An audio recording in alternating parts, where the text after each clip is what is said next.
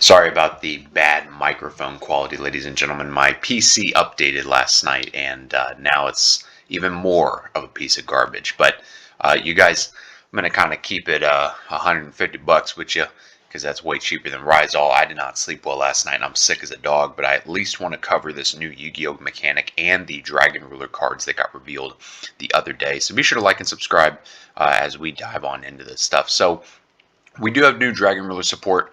This is Spectre Dragon Ruler of Rays, level 2 light dragon effect monster, 600 attack, 1000 defense. You can only use one of the first and second effect of this card's name per turn, and only once that turn, you can discard this card and one of the lighter dragon monster. Add 2 Dragon Ruler monsters from your deck to your hand except itself. You can banish this card and one other light or dragon monster from your graveyard. Then target one Chas Mattis Dragon Ruler of Auroras in your grave, special summon it. This card's really good. The Nebulous Dragon Ruler of Shadows, level 2 Dark Dragon effect monster, 1000 attack, 600 defense. You can only use one of the first and second effects of this card's name per turn, only once that turn. You can discard this card and one other Dark or Dragon monster, then target 2 of your banished Dragon Ruler monsters with different attributes except Nebulous. Special summon them, but they can't attack this turn. You can banish this card and one other Dark or Dragon monster from your graveyard, then target one Eclipses Dragon Ruler of Woes in your graveyard and special summon it. These cards, from what I've seen online, help Dragon Maids a lot, especially with the new Dragon Maid support. And on top of that, there's also apparently a extra deck lock in Dragon Link. I only read the title of the YouTube video. I haven't watched any replays or nothing. I'm trying to play test hard for YCS Orlando in the meantime. Next up here is Chas Mattis, Dragon Ruler of Auroras.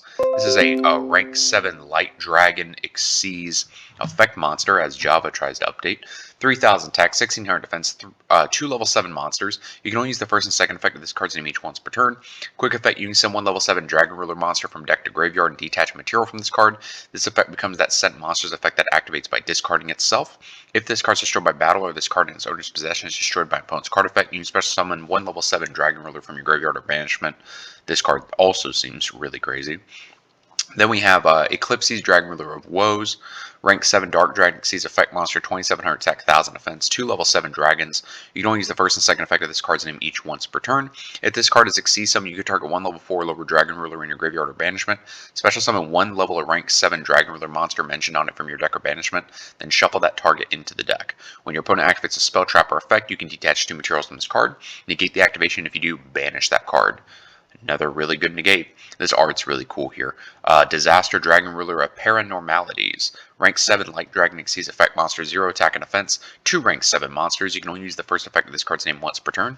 If this card is Xyz summon, you can target up to 4 level 7 Dragon Ruler monsters in your graveyard and your banishment.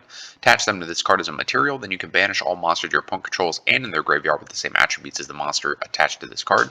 If this card has Light, Dark, Earth, Water, Fire, and Wind Dragon Ruler monsters as a material, it gains 4600 attack and defense. Also, it's unaffected by other card effects. This card seems crazy. And the last one here, we have Drago Calamity, quick play spell. You can only use one of the first and second effect of this card's name per turn and only once that turn. Special summon one Dragon Ruler monster from hand, grave, or banishment.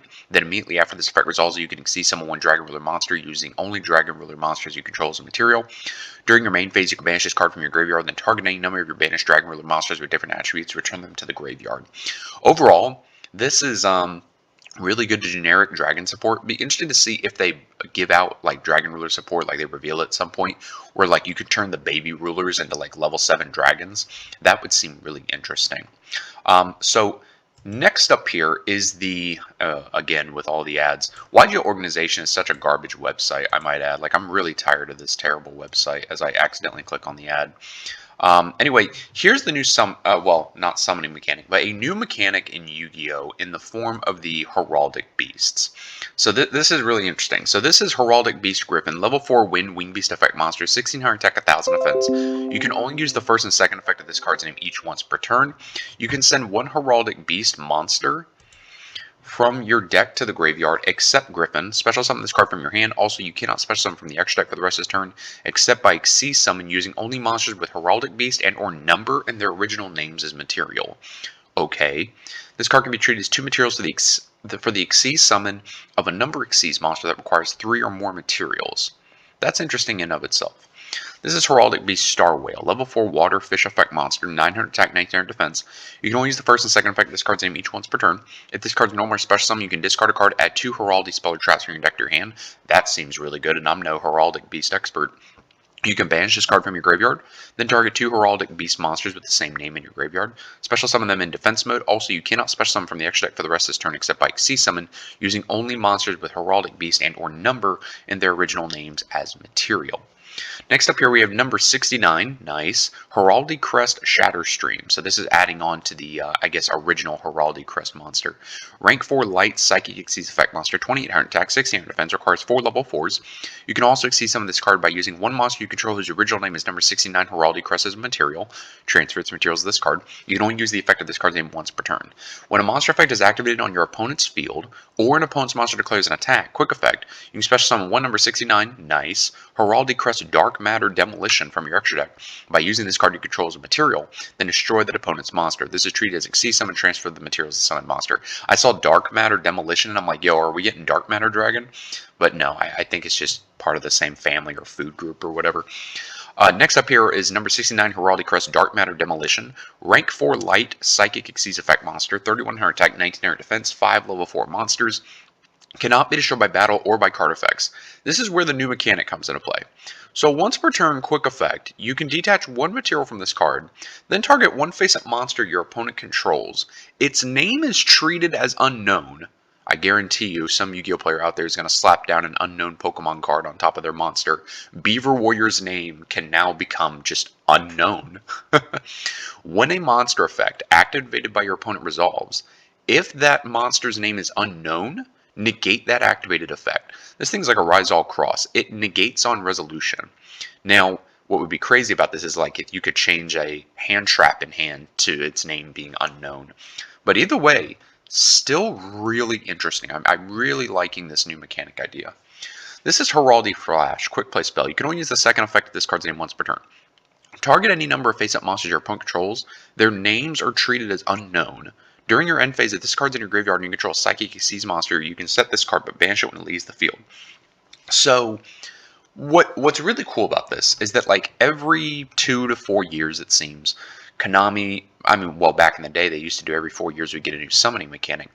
But now, if like every 2 to 4 years, they want to give us a quote-unquote new mechanic by giving us something different with like an archetype, honestly, I'm happy with that because the game is like as confusing as it can get.